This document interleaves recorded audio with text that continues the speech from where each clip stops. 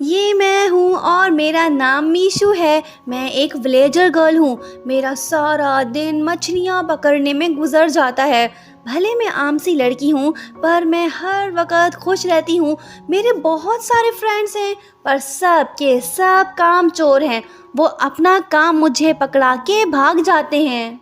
मेरा एक handsome fiance भी है जिसका नाम आलू चैन है। गांव की सारी छोकरियां इस आलू मियाँ पे फिदा हैं। उनमें से एक मैं भी हूँ। दोनों मिलते हैं। आलू चैन उससे कहता है कि मैं शादी कर रहा हूँ। ये बात सुन के मीशू शर्मा जाती है और कहने लगती है कि मैं अभी इसके लिए तैयार नहीं हूँ। आलू चैन कहता है कि लड़की, तुमसे कौन शादी कर रहा है? वो रही मेरी होने वाली बीवी। उसके अब्बा जी फैक्ट्री में डायरेक्टर हैं। ये खतरनाक बात सुन के मीशू का तो दिल ही टूट जाता है। हाय, इस बेचारी पे तो गम का पहाड़ टूट पड़ा। पर दूसरी तरफ हम देखते हैं एक हैंडसम बॉय को जिसका नाम मू चैन है। ये बंदा तो जल्द ही जियांग ग्रुप का CEO बनने वाला है। लेकिन इसका एक छोटा भाई भी है जिसकी हमेशा से ख्वाहिश रही है कि वो जियांग ग्रुप पे कब्जा करे। मू चैन जाके मिलता है अपने ग्रैंडपा से जो उससे कहते हैं कि जेंटलमैन, अगर तुम जियांग ग्रुप का वारिस बनना चाहते हो तो तुम्हें इस विलेजर गर्ल से एंगेजमेंट करना पड़ेगा। दूसरी तरफ हम देखते हैं कि आलू चैन की महबूबा तो मीशू को टॉर्चर कर रही है। वो उससे कहती है कि तुम यहाँ पे क्यों आई हो? सब मिलके उसे बुली करने लगते हैं। तभी हम देखते हैं कि एक हैंडसम बंदा अपने कार से उतर के सीधा मीशू के पास आता है। अरे ये तो मू चैन का छोटा भाई है। मतलब कि इसे पता चल गया है कि अगर जियांग ग्रुप का वारिस बनना है तो इसे इस लड़की को पटाना होगा। ओ नो, मू चैन भी यहाँ पे पहुँच गया है। दोनों भाइयों का आमना सामना होता है। बड़ा भाई कहता है कि छोटे, ये लड़की मेरी है, तुम यहाँ से दफा हो जाओ। ये बात सुन के वहाँ पे मौजूद सभी लोग बड़े हैरान होते हैं क्योंकि मार्केट में ये खबर चल रही है कि मू चैन की फियांसे तो लिनशू है। बहरहाल वो अपने छोटे भाई से कहता है कि अगर तुम यहाँ से नहीं गए तो मैं आधे घंटे में तुम्हारे सारे शेयर्स खरीद लूँगा। जियांग चैंग उससे कहता है कि ओ भाई, मैं तो डर गया, मैं कहाँ जाके छुपूं? बहुत हुआ मजाक। सुन बड़े भाई, क्या होगा अगर ये लड़की मुझसे प्यार कर बैठे, फिर तुम क्या करोगे? ये बात बोल के जियांग चैंग वहाँ से चला आता है। मू चैन मीशू के पास आता है और उससे कहने लगता है कि लड़की, क्या तुम मेरी फियांसे बनोगी? दोनों एक दूसरे को देखने लगते हैं। मू चैन उसे उठा लेता है पर जाने से पहले वो आलू चैन की महबूबा से कहता है कि अपने अब्बा जी को बता देना कि मैंने उसे जॉब से निकाल दिया है। अरे अरे, इसकी खुशी तो मातम में बदल गई। मीशू मू चैन को थैंक्स बोलती है और उससे कहती है कि तुम मुझे अगले स्टॉप पे उतार देना। मू चैन कहता है कि नहीं, तुम मेरे साथ चल रही हो मेरे ग्रैंडपा से मिलने। मीशू कहती है कि क्यों? किस खुशी में? मैं क्यों तेरे दादाजी से मिलूं? मू चैन कहता है कि नो बकवास, सीधी बात, आज से तुम मेरी फियांसी हो। मीशू कहती है कि अगर मैं ना कहूँ तो तुम क्या कर लोगे? मू चैन अपने ड्राइवर से कहता है कि चलो यहाँ से। मीशू बेचारी तो सारा दिन मछलियाँ पकड़ती है, अब इसके कपड़ों से बदबू तो आएगी ना। मू चैन तो ठहरा अमीर ज़्यादा, हल्की सी बदबू से भी इन लोगों को परेशानी होती है। वो कहती है कि सॉरी, मैंने अच्छे कपड़े नहीं पहने हुए। मू चैन कहता है कि कोई बात नहीं, वो मैं देख लूँगा।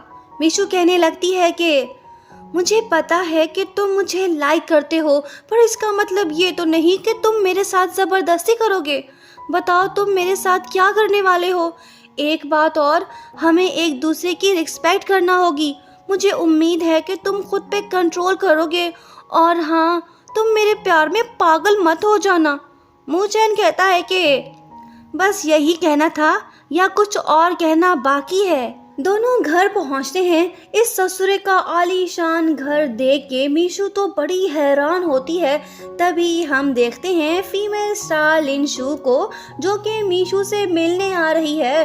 उसे आते देख मीशू मैनेजर से पूछती है कि क्या यही लड़की मू चैन की फियांसे है। वो कहता है कि हाँ यही है। लिनशू तो घमंडी लड़की निकली। वो मीशू का खूब मजाक उड़ाती है और उसे बदबूदार लड़की कहती है। लगता है कि मू चैन भी लिनशू के साथ खुश है, इसे मीशू में कोई इंटरेस्ट नहीं। उसके बाद जब सभी दादाजी के पास जाते हैं तो हम देखते हैं कि चश्मा ना पहनने की वजह से दादाजी को गलत फहमी होती है। वो लिनशू को मीशू समझ लेते हैं। गलती का एहसास होते ही वो मीशू से कहते हैं कि तुम यहीं पे रुको, मैं किसी से मिल के आता हूँ। मीशू घर का मुआयना करने लगती है और सोचती है कि ये सारे लोग अजीब हैं, मैं कहाँ फंस गई। तभी मीशू का पाँव स्लिप होता है, पर टेंशन की कोई बात नहीं, हीरो इसे बचा लेगा। अरे नहीं, रोमांटिक सीन शुरू हो गया। इनकी दिल की धड़कनें तो तेज हो गई। मीशू सोचने लगती है कि वाओ, ये बंदा कितना हैंडसम है। जियांग चैन सोचता है कि छी छी, ये लड़की इतनी बदबूदार क्यों है। ठीक है, कुछ पाने के लिए कुछ खोना पड़ता है, मैं ये सब बर्दाश्त कर लूंगा। मीशू सोचती है कि मेरी किस्मत व चमक उठी, दोनों के दोनों भाई हैंडसम हैं, समझ नहीं आ रहा कि मैं किसको चुनूं। ये तो ख्यालों की दुनिया में खो गई और हीरो इसे संभाल ना पाया और गिर पड़ा। लिनशू मू चैन से पूछती है कि तुम्हारे ग्रैंडपा ने इस लड़की में ऐसी क्या खूबी देखी, क्या तुम इससे शादी करोगे। मू चैन कहता है कि पता नहीं क्या होगा मेरा, छोड़ो इस बात को, हमें पार्टी में जाना है। दूसरी तरफ जियांग चैन मीशू का दिल जीतने की पूरी कोशिश कर रहा है। इसने तो पहले से ही सारा बंदोबस्त कर रखा है। मीशू सोचने लगती है कि इतने सारे ड्रेसेस, समझ नहीं आ रहा कि कौन सा वाला चूज करूं। जियांग चैन इस मामले में उसकी हेल्प करने लगता है। लगता है कि मीशू को फैंसी ड्रेसेस ज्यादा पसंद नहीं, ये तो अच्छी बात है। जियांग चैन उससे कहता है कि कोई बात नहीं, तुम इनके साथ मेकअप रूम जाओ, ड्रेस को बाद में चूज कर लेंगे। मू चैन ने मीशू के लिए ऑलरेडी एक ड्रेस चूज कर रखा है। लिनशू उससे पूछती है कि तुम ऐसा क्यों कर रहे हो। वो बताता है कि ये प्लान का हिस्सा है। जब एक बार जियांग चैन की मॉम ने ये ड्रेस पहना था तो दादाजी उस पे काफी गुस्सा हुए थे। अगर मीशू ये ड्रेस पहन के पार्टी में जाएगी तो मुझे यकीन है कि दादाजी का मूड खराब हो जाएगा। दूसरी तरफ बेचारी मीशू इन सब बातों से अनजान है। अरे नहीं, इसने तो वही ड्रेस पहना हुआ है जो मू चैन ने इसके लिए चूज किया था। वो मू चैन के पास जाती है और उसे थैंक्स बोलती है। लिनशू भी अच्छे से तैयार हुई है। वो मू चैन से कहने लगती है कि डार्लिंग, हमें चलना चाहिए, अगर देर से पहुँचे तो दादाजी गुस्सा होंगे। दूसरी तरफ जियांग चैन को ये न्यूज़ मिलती है कि ग्रैंडपा का मूड बदल गया है। जियांग ग्रुप का वारिस बनने के लिए अब इसे मीशू से शादी करने की कोई ज़रूरत नहीं। इसकी ये टेंशन तो ख़त्म हुई। लगता है कि अब ये मीशू को चेस नहीं करने वाला। दूसरी तरफ बेचारी मीशू ब्यूटी पार्लर में अकेली बैठी है। टाइम बहुत हो गया, अब इसे यहाँ से जाना होगा। वो रोड साइड जाके खड़ी हो जाती है और मू चैन का वेट करने लगती है। बारिश भी शुरू हो जाती है और मू चैन का नंबर भी ऑफ जा रहा है। पार्टी में मीशू को ना देख मू चैन लिनशू से कहता है कि तुम मेरा वेट करो, मैं उसे ले आता हूँ। अगर वो पार्टी में ना आई तो हमारा प्लान चौपट हो जाएगा। दूसरी तरफ काफी वेट करने के बाद मीशू वहाँ से जाने लगती है। लेकिन हम देखते हैं कि एक कार तेजी से उसकी तरफ आ रही है। थैंकफुली उसे कुछ नहीं हुआ, पर इस इंसिडेंट ने बेचारी मीशू को काफी डरा दिया है।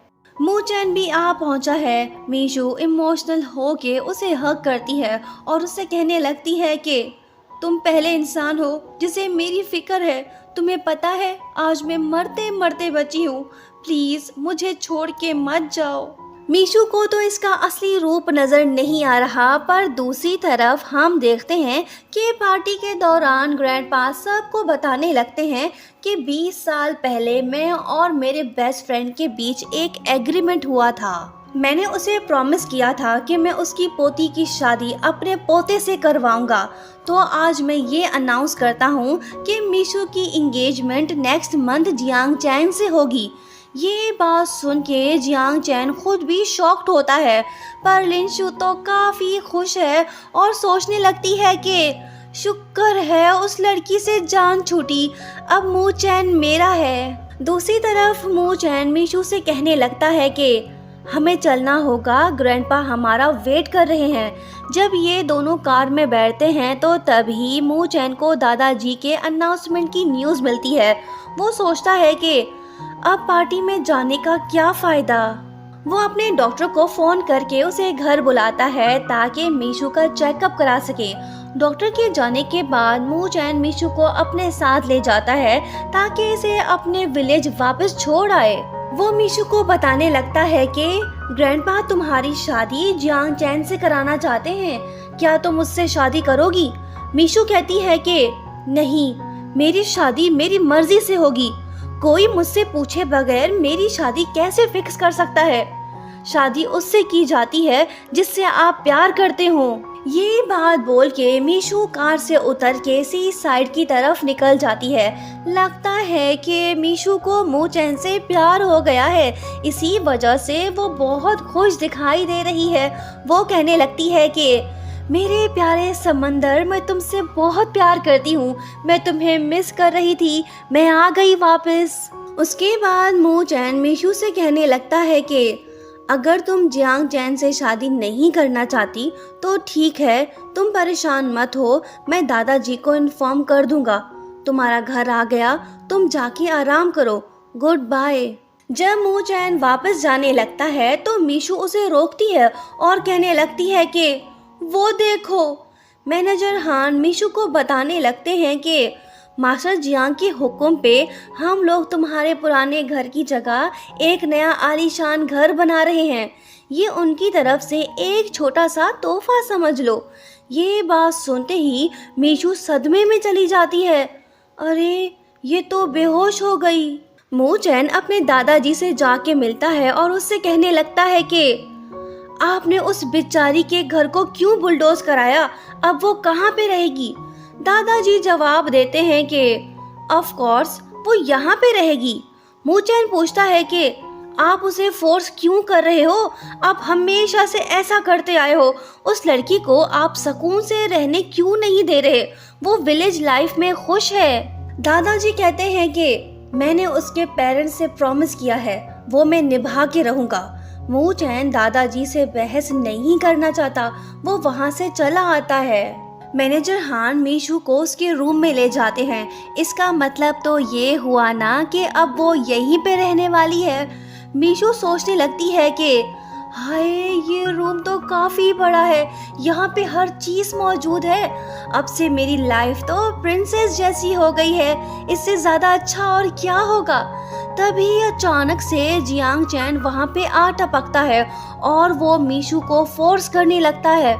कुछ टाइम पहले की बात है जब दोनों भाई वारिस बनने के लिए मीशू के पीछे पड़े थे, लेकिन जब इनको पता चला कि उससे शादी करना ज़रूरी नहीं तो इन भाई लोगों का मूड ही बदल गया। अब ये मीशू को इग्नोर कर रहे हैं। जियांग चैन मीशू को वार्न करते हुए कहता है कि बेहतर होगा तुम खुद यहाँ से चली जाओ, नहीं तो मैं तुम्हारा जीना दुश्वार कर दूंगा। बेचारी मीशू तो डर सी गई है, उसे समझ नहीं आ रहा कि अब वो क्या करे। उसी रात जब मीशू डिनर करने आती है तो दादाजी उससे कहते हैं कि तुम जियांग चैन के पास आके बैठ जाओ, पर मीशू तो इसके साथ बिल्कुल भी नहीं बैठना चाहती। वो मू चैन के साथ जाके बैठ जाती है और गलती से पेप्सी कोला पी के टपक पड़ती है।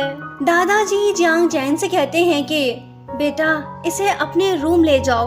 ये बात सुनने की देर थी कि मदहोश मीशू फौरन से होश में आके कहने लगती है कि नहीं दादाजी, मैं खुद ही चली जाऊंगी। ओह, ओहो, आज का दिन ही खराब है। मीशू फिर से गलती कर बैठती है। वो मूचन के रूम में जाके सो जाती है। वो उसे उठा के बाहर फेंकता है। बस बहुत हो गया, अब मैं यहाँ पे 1 मिनट नहीं रुकने वाली।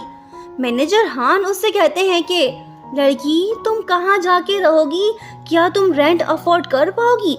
हाँ, बात तो सही की इसने, मुझे यहीं पे रहना होगा।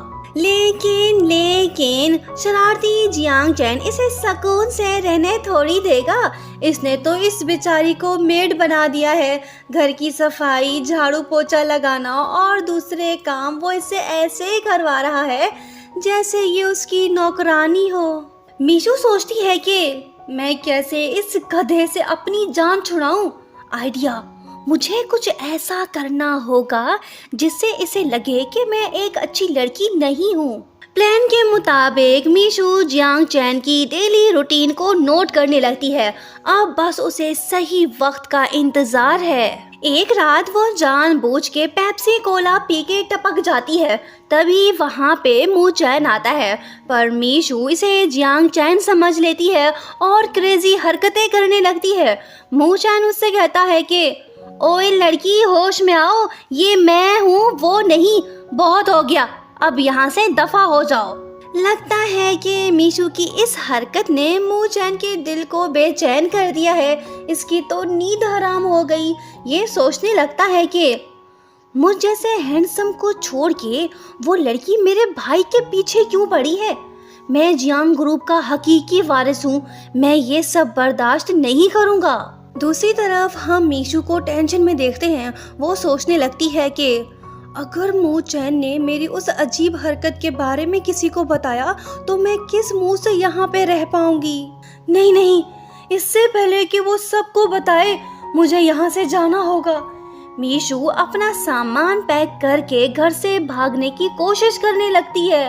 लेकिन तभी जियांग चैन उसे देख लेता है और कहने लगता है कि लड़की, कहाँ जा रही हो? और इस बैग में क्या है? क्या तुम चोरी करके भाग रही हो?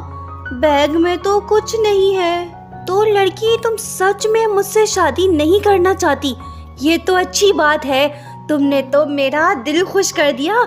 चलो मैं तुम्हें विलेज छोड़ाता हूँ। ये नज़ारा मू चैन अपनी खिड़की से देख रहा होता है और सोचने लगता है कि मैं क्यों उस मछुआरी लड़की के लिए गुस्सा हो रहा हूँ?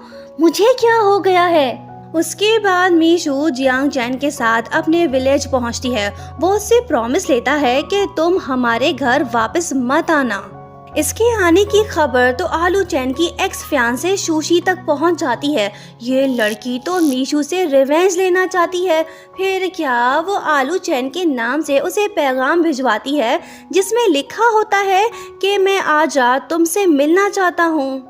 जब मीशू वहाँ पे जाती है तो शूशी उसे टॉर्चर करने लगती है और उसे कहती है कि तुमने मेरी शादी बर्बाद कर दी, अब मैं तुम्हें नहीं छोड़ूंगी। ये सब मिलके मीशू को इतना टॉर्चर करते हैं कि मीशू बेचारी बेहोश हो जाती है, जिसके बाद वो इसे वहीं मरने के लिए छोड़ के भाग निकलते हैं। दूसरी तरफ हम देखते हैं कि मू चैन के लोग उसे फ़ोन पे बताते हैं कि मीशू आज शाम से गायब है, वो अपने होटल रूम वापस नहीं आई। ये बात सुनते ही मू चैन परेशान होता है और सोचने लगता है कि ज़रूर मीशू किसी मुसीबत में है। फिर क्या, वो वेयर हाउस पहुँच के मीशू को तलाश करने लगता है। बिलाखिर वो उसे ढूंढ लेता है। मीशू उसे हग करके रोने लगती है और कहती है कि अगर तुम ना आते तो मैं मर जाती। मू चैन उसे घर ले आता है। जियांग चैन उससे पूछने लगता है कि इसे क्या हुआ है। वो कहता है कि ये सब तुम्हारी वजह से हुआ है, अगर इसे कुछ हो जाता तो मैं तुम्हें जिंदा नहीं छोड़ता। मीशू को तो तेज बुखार है। मू चैन सारी रात उसे लुक आफ्टर करता है, यहाँ तक कि वो उसके पास ही सो जाता है। सुबह हो गई है। मीशू की तबीयत पहले से काफ़ी बेहतर है। मू चैन का असिस्टेंट उसे बताता है कि विलेज की लड़कियों ने मीशू की ये हालत की है। बॉस, आप हुक्म करें, हम उन्हें सबक सिखाते हैं। मू चैन कहता है कि नहीं, इस मामले को मैं खुद हैंडल कर लूँगा, फिलहाल कुछ करने की ज़रूरत नहीं। उसके बाद हम देखते हैं कि मीशू नींद से उठती है। थैंकफुली अब उसकी तबीयत सेट हो गई है। मूचैन उससे कहता है कि चलो बाहर वॉक करने चलते हैं, मैं तुम्हें कहीं ले जाना चाहता हूँ। मीशू उसके साथ जाती है। अरे नहीं, ये तो वही वेयर हाउस है जहाँ पे कल रात मीशू को बुली गर्ल्स ने बांध के रखा था। वो उससे पूछती है कि हम यहाँ पे क्यों आए हैं। मूचैन जवाब देता है कि हम उनसे रिवेंज लेने आए हैं। मीशू कहती है कि इसकी कोई जरूरत नहीं। मूचैन कहता है कि कोई तुम्हें बुली करे ये मैं हरगिज बर्दाश्त नहीं करूँगा, तुम चलो मेरे साथ। दोनों वेयर हाउस के अंदर जाते हैं। मूचैन के हुक्म पे उसके लोग इन बुली गर्ल्स के साथ वही कुछ करने लगते हैं जो इन्होंने मीशू के साथ किया था। मीशू मूचैन को रोकने की कोशिश कर रही है। वो उससे रिक्वेस्ट करती है कि प्लीज तुम इनको जाने दो। मूचैन मान जाता है और उन गर्ल्स को वार्न करता है कि अगर आइंदा ऐसी हरकत की तो तुम सब जिंदा नहीं बचोगे। दूसरी तरफ जियान चैन को हम थोड़ा सा परेशान देखते हैं। वो सोचने लगता है कि क्या मीशू मेरी वजह से हर्ट हुई है। ओ अब मैं समझा, कहीं मेरा भाई मीशू को पसंद तो नहीं करने लगा है। क्या मीशू मेरी सिस्टर इन लॉ बनने वाली है। नहीं, मुझे कुछ करना होगा, मैं दादाजी को नाराज नहीं कर सकता। ये वाला भाई भी अपने बंदों को लेकर घर से निकल पड़ता है।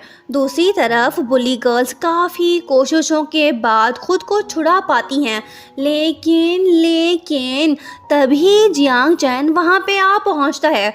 अब इनकी खैर नहीं, असल मारपीट तो अब शुरू होगी। अब इस वाले भाई की बारी इनको मज़ा चखाने की। खूब मार खाने के बाद बुली गर्ल्स एक दूसरे से कहने लगती हैं कि इससे पहले कि उनकी फैमिली का कोई और बंदा आ जाए, चलो जल्दी से यहाँ से भाग चलते हैं। जब ये सब भाग रही होती हैं तो तभी दादाजी के लोग मैनेजर हान की क़यादत में वहाँ पे आ पहुँचते हैं। अरे नहीं, इनकी तो वाकई में किस्मत खराब है, किनसे पंगा ले लिया, अब ये तीनों नहीं बचने वाली। थैंकफुली मैनेजर हान इनकी हालत पे तरस खाते हैं। वो इन्हें जाने देते हैं, जल्दी से भागो, कहीं दादी अम्मा के लोग भी ना आ जाए मारने। वैसे मूचैन की कोई दादी नहीं, अब ये बात इनको नहीं पता। दूसरी तरफ मीशू मूचैन को थैंक्स बोलती है और उसे बताने लगती है कि विलेज में अक्सर ऐसा होता रहता है, मैं इन हालातों में पली बड़ी हूँ। तुम्हारा बहुत शुक्रिया जो तुमने मुझे ये फील कराया कि कोई है जिसे मेरी फिक्र है। ये बात सुनते ही मूचैन उसे गले लगा लेता है और कहने लगता है कि क्या तुम मुझसे शादी करोगी। चलो दादाजी के पास चलते हैं और उन्हें बताते हैं कि हम एक दूसरे से प्यार करते हैं। ये रोमांटिक बात सुन के मीशू बहुत खुश होती है और सोचने लगती है कि क्या ये लव कन्फेशन है। मूचैन एक बार फिर से उससे पूछता है कि क्या तुम मुझसे शादी करने के लिए तैयार हो। मीशू शर्मा के जवाब देती है कि हाँ मैं करूँगी। लेकिन तभी मूचैन उससे कहने लगता है कि जब मैं जियांग ग्रुप का कंट्रोल संभाल लूँगा तब हम डिवोर्स ले लेंगे। लो जी, ये भाई साहब तो मतलब ही निकले। मीशू की खुशी गम में बदल गई। मूचैन बताता है कि मैं काफ़ी टाइम से इस बारे में सोच रहा था, अब यही बेस्ट वे है, हमें कपल बनने की एक्टिंग करना होगी। क्या तुम मेरा साथ दोगी। अगर तुम्हारी कोई कंडीशन या रिक्वायरमेंट है तो वो मैं पूरा करने के लिए तैयार हूँ। बेचारी मीशू इसे ना तो नहीं बोल सकती क्योंकि मूचैन ने उसकी जान जो बचाई है। वो दुखी दिल के साथ उसे जवाब देती है कि ठीक है, जैसा तुम चाहो।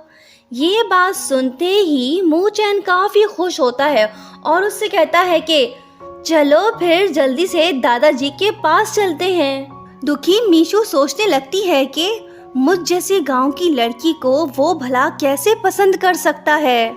दोनों दादाजी के पास पहुंचते हैं। मूचैन उन्हें सारी बात बताता है। दादाजी मीशू से पूछने लगते हैं कि लड़की क्या ये सच बोल रहा है। वो कहती है कि हाँ। दादाजी कहने लगते हैं कि ठीक है, मुझे सोचने के लिए कुछ टाइम चाहिए। उसके बाद हम देखते हैं कि मू चैन मीशू को एंगेजमेंट गिफ्ट देता है।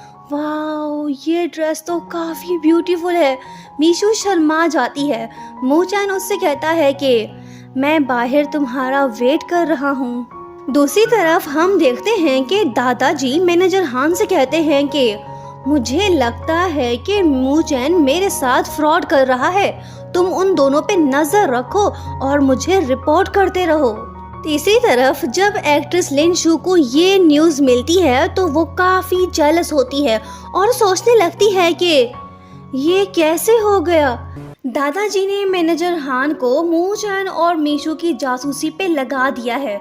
फिर क्या ये बंदा चोरी छुपके से इन दोनों पे नजर रखने लगता है। मीशू को शक हो जाता है। वो मू चैन से कहने लगती है कि हमें कोई फॉलो कर रहा है।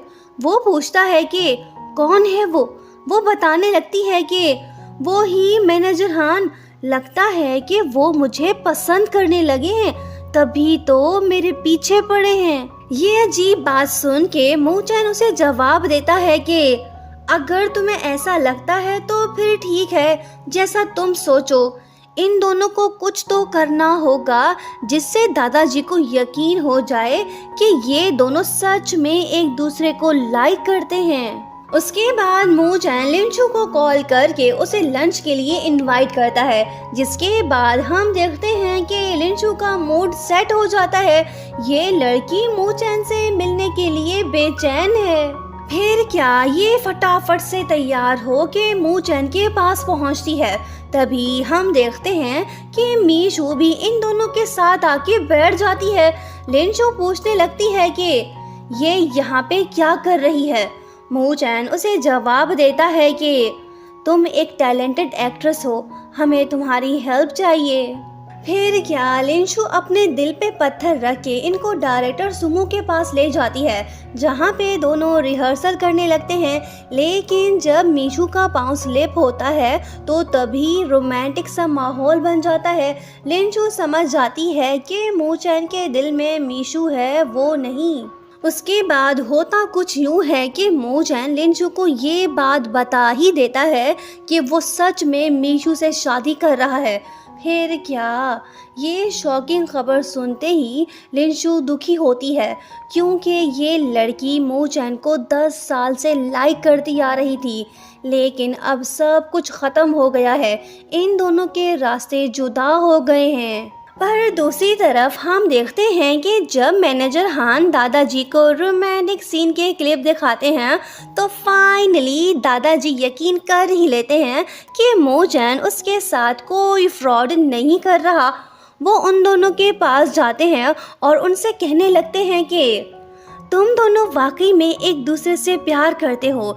तुम दोनों जब भी चाहो एक दूसरे से शादी कर सकते हो। लेकिन मेरी एक कंडीशन है। लो जी, लगता है कि दादाजी इनकी जान आसानी से नहीं छोड़ने वाले। तुम्हें ये प्रोजेक्ट मीशू के साथ मिलके कंप्लीट करना होगा। तुम्हारे पास सिर्फ 7 दिन हैं। अगर तुम दोनों फेल हुए तो मुझे ब्लेम मत करना।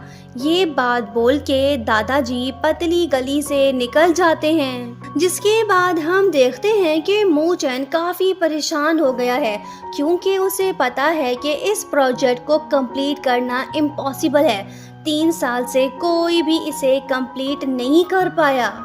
जियांग चैन मीशू को बताता है कि दादाजी फिशिंग विलेज में एक रिजॉर्ट बनाना चाहते हैं, लेकिन वहाँ पे एक बंदे का घर है जो उनको अपनी ज़मीन देने को तैयार नहीं। मीशू उससे कहती है कि कोई बात नहीं, हम ट्राई कर लेंगे। जियांग चैन उसे बेस्ट ऑफ लक बोलता है। दूसरी तरफ मू चैन का असिस्टेंट उसे इन्फॉर्म करता है कि मिस्टर शू का रिप्लाई नहीं आया। ये न्यूज़ सुन के मू चैन डिसाइड करता है कि वो मिस्टर शू से खुद जाके मिलेगा। जियांग चैन मीशू को मिस्टर शू का एड्रेस बताता है। उसकी असिस्टेंट उससे पूछती है कि आप उनकी हेल्प क्यों कर रहे हो। वो बताता है कि मुझे लगता है कि मीशू इस प्रॉब्लम को सॉल्व कर सकती है। उसकी खुशी में मेरी खुशी है। मैं चाहता हूँ कि वो सक्सेसफुल हो। दूसरी तरफ हम देखते हैं कि मीशू और मूचैन मिस्टर शू के पास जा पहुंचते हैं, पर ये बंदा तो इन दोनों से मिलने को तैयार ही नहीं। दोनों मायूस होकर लौटते हैं। मूचैन के दिमाग में हलचल होने लगती है। वो मीशू से पूछता है कि क्या तुम फिशिंग करना जानती हो? वो कहती है कि ये भी पूछने की बात है, मैं सारी जिंदगी यही तो करती आई हूँ। उसी दिन दोनों सी साइड के पास जाते हैं जहाँ पे मिस्टर शू पहले से मौजूद होते हैं। मूचैन मीशू से कहता है कि यही सही टाइम है। मीशू के पास ढेर सारे शेलफिश देख के मिस्टर शू उससे पूछते हैं कि लड़की, क्या तुम मुझे बता सकती हो कि इनको कैसे ढूंढा जाता है? मीशू उसे सब कुछ बताती है। मिस्टर शू खुश होते हैं। वो इन दोनों को बोनफायर नाइट पार्टी में इनवाइट भी करते हैं। मीशू और मूचैन को ये पार्टी अटेंड करना होगी। मूचैन मीशू को अपने पास्ट के बारे में बताते हुए कहने लगता है कि बचपन में दादाजी हर साल सी साइड ले जाके वहाँ पे मुझे छोड़ आते थे ताकि मेरे अंदर से खौफ खत्म हो जाए। एक दिन जब मैं सी के पास बेहोश पड़ा था तो तभी एक लड़की ने मेरी हेल्प की थी। कहीं ये लड़की मीशू तो नहीं? बहरहाल पार्टी एंड होने के बाद मिस्टर शू फाइनली मान जाते हैं। ये इतनी आसानी से कैसे मान गए?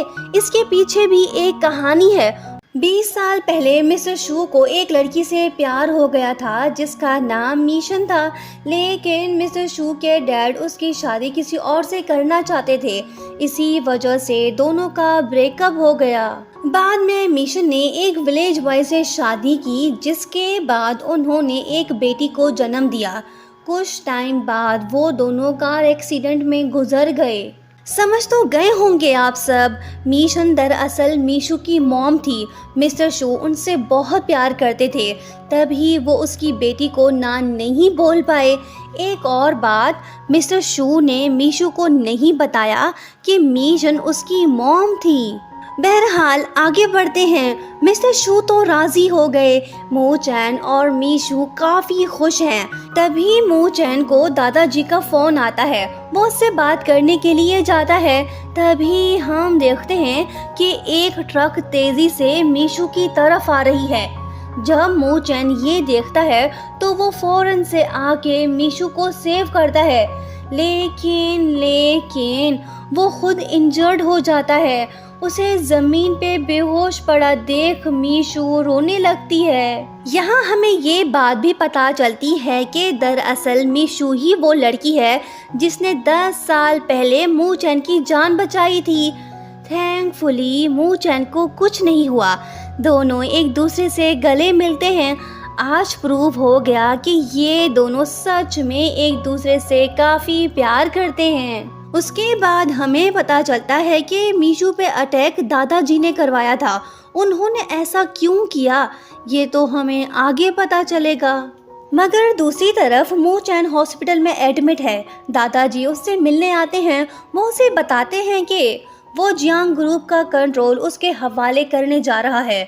जाने से पहले दादाजी मीशू से कहते हैं कि तुम्हारा घर बनके तैयार हो गया है, तुम जाके उसे देख आओ। मैनेजर हान तुम्हें वहाँ पे ले जाएंगे। मूचैन को जो चाहिए था वो उसे मिल गया। फिर क्या, ठीक होने के बाद वो मीशू को अपने साथ ले जाता है ताकि वो वेडिंग ड्रेस पसंद करे। दोनों काफ़ी खुश दिखाई दे रहे हैं। लगता है कि मूचैन मीशू से कुछ कहना चाहता है लेकिन वो कह नहीं पाता। तभी उसका असिस्टेंट वहीं पे आता है। वो उसके साथ जाता है। असिस्टेंट उसे वेडिंग थीम के बारे में बताता है। मूचैन उससे कहता है कि मीशू गांव की लड़की है, उसे नेचर से काफ़ी प्यार है। मैं भी उसे वही माहौल देना चाहता हूँ ताकि हमारी शादी यादगार हो। असिस्टेंट उससे पूछता है कि बॉस, एक बात समझ नहीं आ रही, आप तो मीशू से फेक मैरिज कर रहे हो, तो फिर इतना इंतज़ाम करने की क्या ज़रूरत है? वो बताता है कि बेवकूफ़, मीशू मेरे सपनों की रानी है, मैं उसे सरप्राइज देना चाहता हूँ। अब तुम जाओ, तुम्हें बहुत सारे काम करने हैं। फाइनली मीशू वेडिंग ड्रेस पसंद कर लेती है, लेकिन जब ये दोनों घर पहुँचते हैं तो तभी मूचैन को जोर का झटका लगता है। दादाजी ने उसके लिए एक और लड़की पसंद कर ली है जिसका ताल्लुक सुशी ग्रुप से है। अब दादाजी चाहते हैं कि मू चैन इससे शादी करे ताकि बिजनेस में उसे फायदा हो। मू चैन उन्हें साफ मना कर देता है, पर दादाजी तो ठहरे जिद्दी इंसान, वो उसकी एक नहीं सुनते। लो जी, हमें लगा कि ये दादाजी सुधर गए हैं, पर इन्होंने तो मू चैन को नई मुसीबत में डाल दिया है। बहरहाल आगे बढ़ते हैं। मू चैन दादाजी से पूछता है कि पहले तो आप मेरी शादी मीशू से कराना चाहते थे, अब आपको क्या हुआ? दादाजी जवाब देते हैं कि बेटा, सब कुछ प्लान के मुताबिक हुआ। मुझे पता था कि मिस्टर शू कैसे मानेंगे। मैंने मीशू को यूज़ किया ताकि हमारा प्रोजेक्ट कंप्लीट हो। मैंने ही मीशू को मारने के लिए बंदे भेजे थे। ये सच जान के मू चैन अपने दादाजी पे बहुत गुस्सा होता है और उनसे कहता है कि आप पागल हो गए हैं, आप मेरे दादाजी नहीं हो सकते। ये बात बोल के वो चला आता है। लेकिन हम देखते हैं कि मीशू ने इन दोनों की सारी बातें सुन ली है।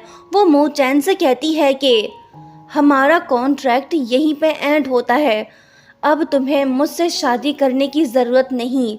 मैं जहाँ से आई हूँ मुझे वहीं पे जाना होगा। मू चैन उससे कहता है कि प्लीज़ मत जाओ, मैं तुमसे बहुत प्यार करता हूँ।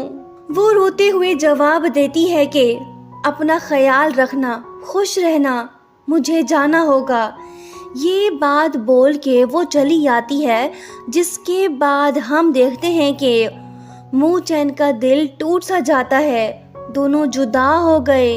टाइम गुजरता है, हम मीशू को उसके विलेज में देखते हैं।